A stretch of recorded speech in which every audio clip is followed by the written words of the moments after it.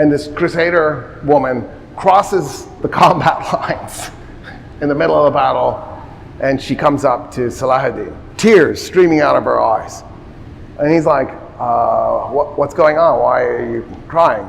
And she goes, last night, when one of your army units raided our camp and captured my daughter and took her into slavery. And I went to tell the Crusader leadership about what happened, and they told me all I had to do is come talk to you and you'd sort it out. And he goes, okay.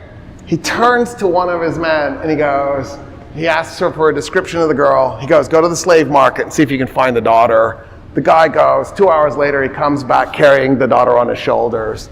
The woman falls on the ground, weeping. Salahuddin takes the daughter, hands it to the woman. Salahuddin's weeping. Everybody around is weeping. He has the 2,700 defenders from Acre, the Muslim defenders from Acre, tied together with their 300 wives and the 100 or so children. Just has them all tied together in one giant human mass. And then he orders his soldiers to walk up to them and start cutting their heads off. And he massacres them. And of course, when Salahuddin and the Muslim army see this, they begin weeping. Salahuddin was notorious for crying. The dude would cry at drop of a hat. He had emotions, he didn't have any fear in showing them. And once he'd start crying, it would cause the whole army to cry, because they're like, dude, our Sultan is crying. And they're crying watching this massacre take place.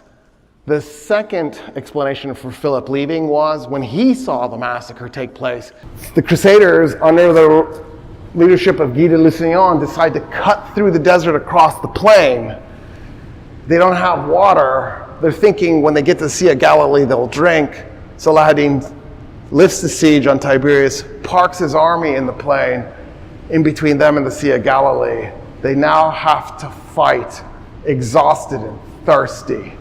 And all the Arabs have to do is just hold their position, and that's what they do. And it's a massacre.